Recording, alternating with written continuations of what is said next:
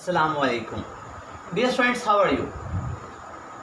Okay, you will all fine. Very good. With the blessing of Allah Almighty, you will all fine. My dear student, आज हम नया chapter start करेंगे, chapter number 6, chemistry 9 class, chapter number 6, lesson number 57 में आज हम जो topic पढ़ेंगे बहुत इजी टॉपिक है, डेली लाइफ से बहुत रिलेटिव है माय डियर स्टूडेंट, बहुत रिलेशन रखता है ये आपकी डेली लाइफ से, स्पेशली आपकी जो ड्रिंक्स होती हैं, कोल्ड ड्रिंक्स, सॉल्यूशंस और बहुत एंटीक किस्म की आप बातें सीखेंगे चैप्टर में। इंट्रोडक्शन लेंगे और सम बेसिक डेफिनेशन पढ़ेंगे आज चैप्टर की और शॉर्ट क्वेश्चन करेंगे चैप्टर नंबर 4 के। आज हम 1 2 3 4 अगर हमारे पास टाइम सेव ना हुआ तो हम सिर्फ फर्स्ट 2 क्वेश्चंस करेंगे, 3 और 4 हम नेक्स्ट डे पर रख लेंगे। कोशिश करेंगे कि 4 के 4 शॉर्ट क्वेश्चन सोल्व हो जाएं। अगर बाई चांस टाइम सेव नहीं होता तो हम फर्स्ट 2 क्वेश्चंस कर लेंगे।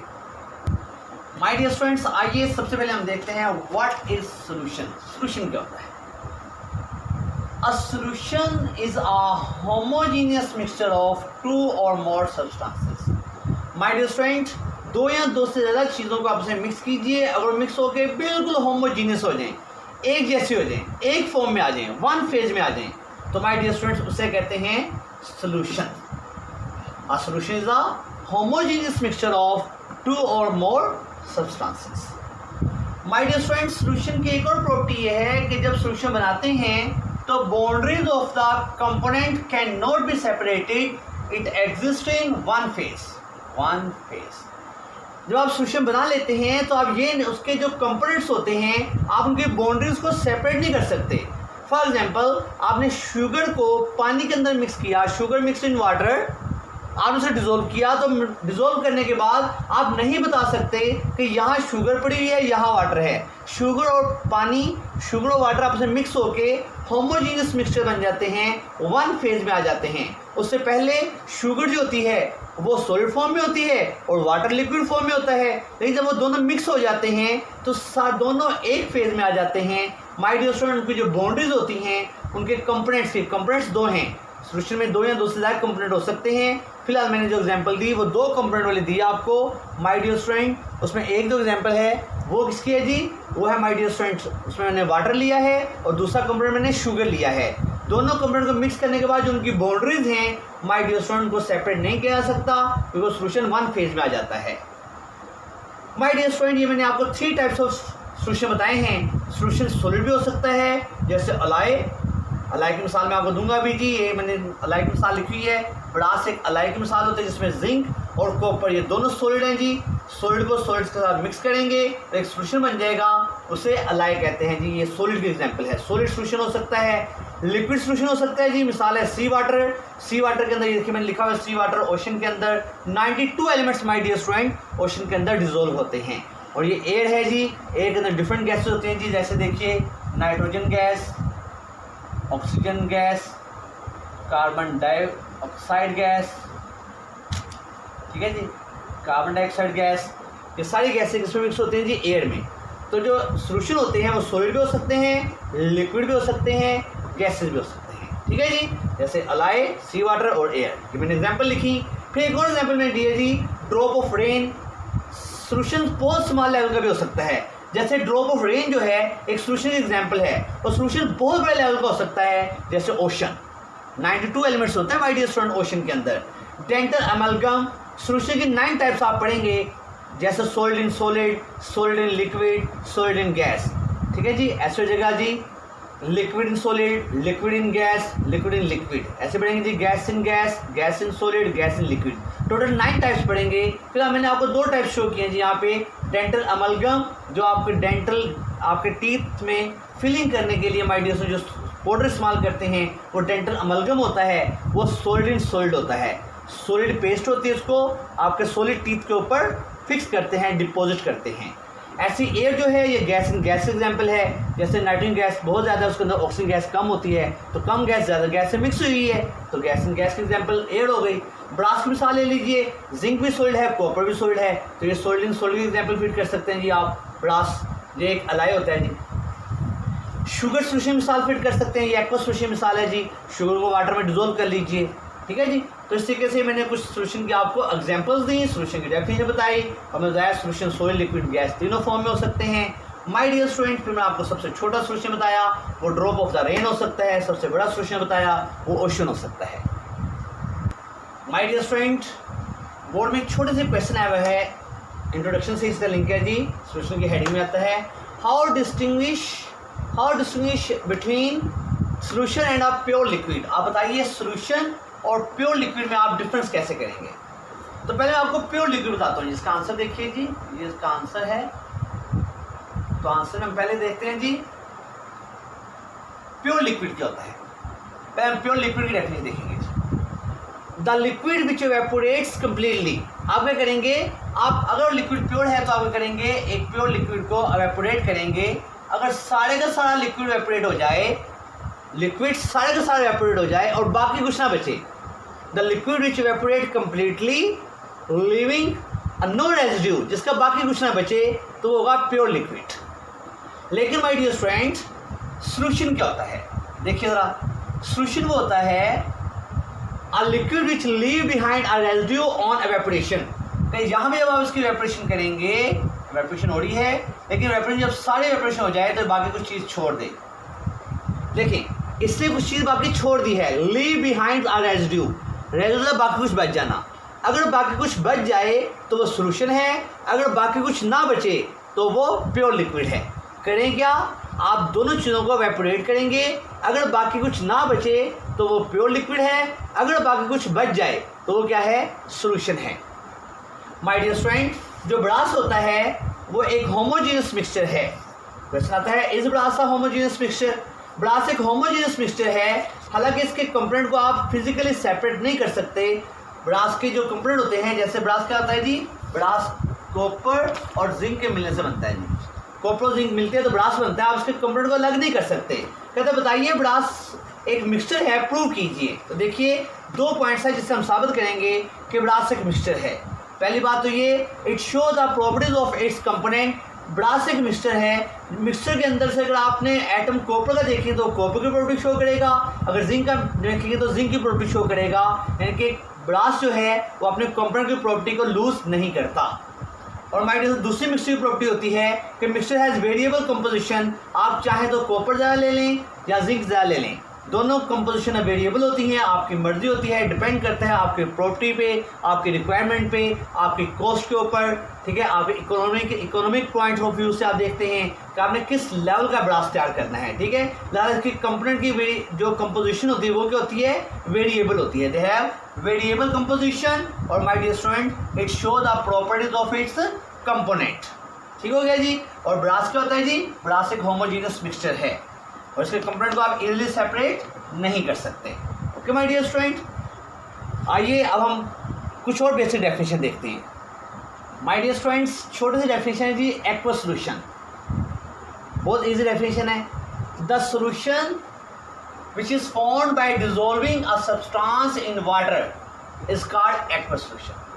अगर आप किसी सब्सटेंस को वाटर में डिसॉल्व करें, जो सॉल्यूशन असल होता है उसे एक्वा सॉल्यूशन कहते हैं। जैसे देखिए शुगर थी, तो शुगर को मैंने वाटर में डिसॉल्व किया, जैसे मैंने शुगर को वाटर में डिसॉल्व किया तो उसमें बना शुगर सॉल्यूशन।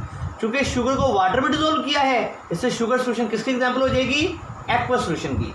एक्वा कहते ही वाटर को हैं। A solution which is formed in water is called aqua solution. My dear student, board में एक शॉर्ट क्वेश्चन आता है, what is universal solvent. What is universal solvent, तो बताएंगे जी, water is called universal solvent. Water को universal solvent कहते हैं। व्हाट्स द रीजन, रीजन ये है, because it dissolve majority of the compound present in the earth crust. ज़मीन में बहुत से कंपाउंड्स ऐसे हैं जिनको वाटर अपने अंदर डिसॉल्व कर लेता है, इसलिए वाटर को यूनिवर्सल सॉल्वेंट कहते हैं। जो बहुत सारी चीज़ों को, दुनिया की ज़मीन के अंदर मौजूद बहुत सी चीज़ों को अपने अंदर डिसॉल्व कर लेता है, इसलिए वाटर क्या है, यूनिवर्सल सॉल्वेंट है। माय डियर स्टूडेंट्स, सल्यूट क्या होता है और सॉल्वेंट क्या होता है, ये दो कंपोनेंट होते हैं जिस सॉल्यूशन के अंदर। Solute, the component of a solution, solution का वो हिस्सा which is present in smaller quantity is called solute. The component of a solution which is present in smaller quantity, the component of the solution which is present in smaller quantity is called solute. For example देखिए, salt in water, ये हमने solution पढ़ा था जी। Salt in water के अंदर हमेशा salt smaller quantity में होता है, लिहाजा साल्ट इन वाटर के अंदर साल्ट क्या होगा जी, सल्यूट होगा। चलिए सोलेंट देख लेते हैं। सोलेंट क्या होता है, the component of a solution which is present in larger quantity, वो कंपोनेंट सॉल्यूशन का जो कि लार्जर क्वांटिटी में मौजूद होता है उसे क्या कहते हैं जी, उसे सॉल्वेंट कहते हैं। For example my dear student, salt and water के अंदर जो वाटर है चूंकि वो लार्जर क्वांटिटी में है, लिहाजा वाटर क्या होगा जी, सॉल्वेंट होगा। ठीक है जी, तो आप देख लीजिए, दो कंपोनेंट जो कि स्मॉलर क्वांटिटी में होता है वो सॉल्यूट कहलाता है, और वो कंपोनेंट जो कि लार्जर क्वांटिटी में होता है सॉल्यूशन के अंदर उसे सॉल्वेंट कहते हैं। ठीक है जी माय डियर स्टूडेंट्स, ये हमारी कुछ बेसिक डेफिनेशन थी। आइए अब हम एक्सरसाइज करते हैं चैप्टर नंबर 4 की। My dear students, chapter number 4 short question number 1 करते हैं जी आज हम। Why do atom reacts, atom reacts क्यों करते हैं, हमने ये लॉन्ग क्वेश्चन पढ़ा हुआ है चूंकि एज ए शॉर्ट आया है, तो उसमें लिखेंगे जी atom achieve stability, atom stability achieve करते हैं by attaining electronic configuration of inert gases को नोबल गैसेस कहते हैं, by losing, by gaining or sharing of electrons. So to attain stability they react with each other and forms chemical bonds. बहुत आसान सा answer है जी। क्या कहा इसमें से, उसने कहा है जी एटम स्टेबिलिटी को अचीव करते हैं कब भला, जब उनकी इलेक्ट्रॉनिक कन्फिग्रेशन हो जाती है इनर्ट गैसेस जैसी, यानी कि नोबल गैसेस जैसी। एटम रिएक्ट इसलिए करते हैं ताकि वो नोबल गैस जैसी इलेक्ट्रॉनिक कन्फिग्रेशन को गेन कर लें, और नोबल गैस जैसे इलेक्ट्रॉनिक कन्फिग्रेशन गेन करने के 3 तरीके आने पड़े थे, या तो इलेक्ट्रॉन लूज करके इलेक्ट्रॉनिक कन्फिग्रेशन नोबल गैस जैसी करते हैं, या वो इलेक्ट्रॉन गेन करके इलेक्ट्रॉनिक कन्फिग्रेशन नोबल गैस जैसी कर लेते हैं, या वो इलेक्ट्रॉन को शेयर करके इलेक्ट्रॉनिक कन्फिग्रेशन नोबल गैस जैसी कर लेते हैं। लिहाजा माय डियर स्टूडेंट, स्टेबिलिटी को अटेन करने के लिए, हासिल करने के लिए वो आपस में रिएक्ट करते हैं, और जब भी वो आपस में रिएक्ट करेंगे तो कोई ना कोई क्या बनेगा, केमिकल बॉन्ड बनेगा, चाहे वो आयनिक हो, चाहे वो कोवलेंट हो, चाहे वो मेटेलिक हो, चाहे वो डेटिक कोवलेंट बॉन्ड हो।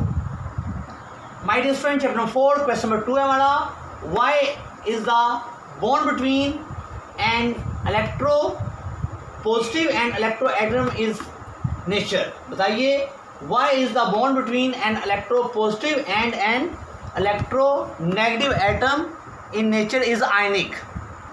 माय डियर स्टूडेंट, इस क्वेश्चन में क्या प्रूव करेंगे कि बताइए, जब एक एटम इलेक्ट्रोपॉजिटिव हो और दूसरा इलेक्ट्रोनेगेटिव हो तो बॉन्ड हमेशा आयनिक होता है, इस बात को प्रूव करेंगे। ठीक है जी, क्या प्रूव करेंगे जी, इलेक्ट्रोपॉजिटिव इलेक्ट्रोनेगेटिव एटम हमेशा आयनिक बॉन्ड बनाते हैं, प्रूव करते हैं जी। देखिए माय डियर स्टूडेंट, जो इलेक्ट्रोपॉजिटिव एटम होता है वो इलेक्ट्रॉन लूज कर लेता है इजीली, और जब इलेक्ट्रॉन लूज है तो कौन सा बनाएगा जी, पॉजिटिव आयन बनाएगा।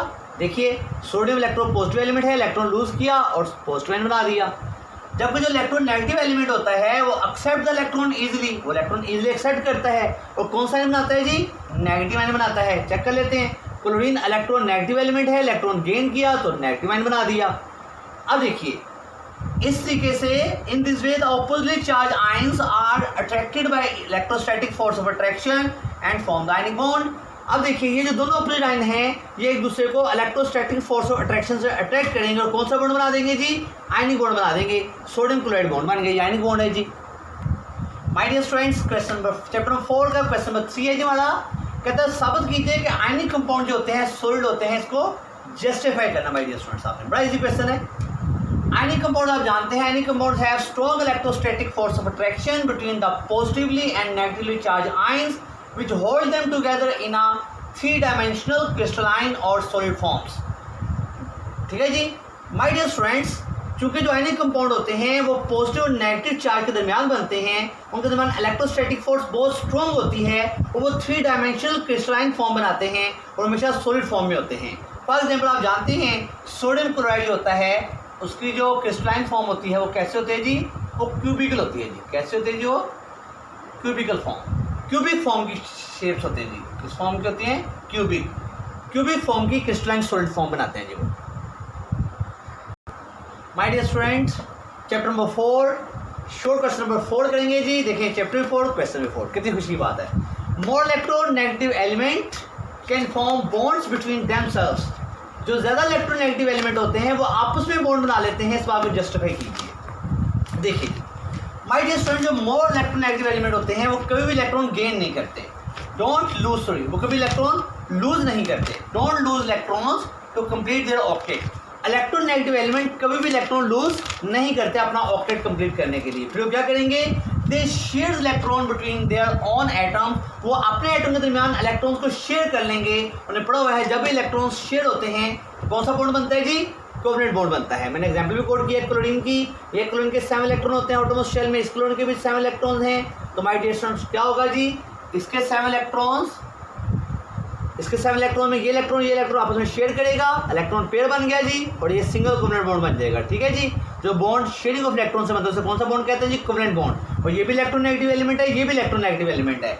जब दो इलेक्ट्रोनेगेटिव एलिमेंट आपस में मिलते हैं तो कौन सा बॉन्ड बनता है जी, कोवलेंट बॉन्ड बनता है। क्यों कोवलेंट बॉन्ड बनता है, क्योंकि शेयरिंग ऑफ इलेक्ट्रॉन हो रही है जी। अब देखिए इसका भी ऑक्टेट पूरा हो गया, इसका भी ऑक्टेट कंप्लीट हो गया। ओके माय डियर स्टूडेंट, आइए मैं आपको टास्क ऑफ द डे बताता हूँ जी। My dear student, task for today आज क्या करेंगे जी, डिफाइन सॉल्यूशन, सॉल्यूशन की डेफिनेशन करेंगे, फिर difference between solution and a pure liquid बताएंगे। शॉर्ट क्वेश्चन था, बहुत इंपॉर्टेंट शॉर्ट क्वेश्चन है। फिर प्रूव करेंगे कि ब्रास एक मिक्सचर नहीं है, इससे मिक्सचर की दो प्रॉपर्टी बताएंगे जी। फिर एक्वस सॉल्यूशन की माय डियर स्टूडेंट डेफिनेशन लिखेंगे, एग्जांपल भी देंगे साथ। Prove that what is the universal solvent, solute की डेफिनेशन करेंगे, एग्जांपल देंगे। सॉल्वेंट डेफिनेशन करेंगे, एग्जांपल देंगे। और चैप्टर 4 के शॉर्ट क्वेश्चन 1, 2, 3 एंड 4 करेंगे। अपना ख्याल रखिएगा। अस्सलामु अलैकुम।